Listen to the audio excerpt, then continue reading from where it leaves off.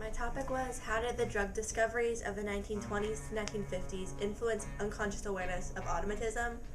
And it's an art paper. And automatism is an art movement that's based of like letting your subconscious guide your art. So it refers to both people who like have like base their artwork off of dreams or people who like do drugs and then do art. So I was learning about surrealism in art class when I was researching for my extended essay, and I was really interested in Salvador Dali and how he was letting his subconscious guide his art. So I picked the topic because I already had like a basis of what it was about, so I could just build it off of that. So I moved here from Seattle in 2002, but I lived in Seattle for a long time, and they have a Frank Lloyd Wright house there that I always kind of admired. But when I saw it, something clicked inside of my mind that kind of it reflected something else, and then I moved here and I started to investigate Japanese architecture because I've always been interested in it. And then it clicked, and I saw that there was a lot of Japanese influence in this house back in Seattle that I found in Japanese culture. So what I did was I kind of examined how Frank Lloyd Wright was influenced by Japanese culture. The thing is, though, he only admitted to 3 influences his entire life.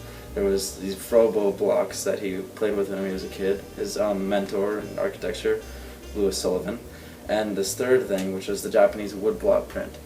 However, when he was accused of being influenced a lot more by Japanese art and architecture, like the culture, he got really angry and said no, his influence stopped at the woodblock print. But my argument is that if you're influenced by a cultural art form, you're also influenced by the entire culture. And so I'm investigating how he was influenced by Japanese culture as a whole. I explored how Japanese art has evolved over time because Commodore Perry opened up trading in Japan. I chose it because, first of all, I chose art because it's something I loved and I hate.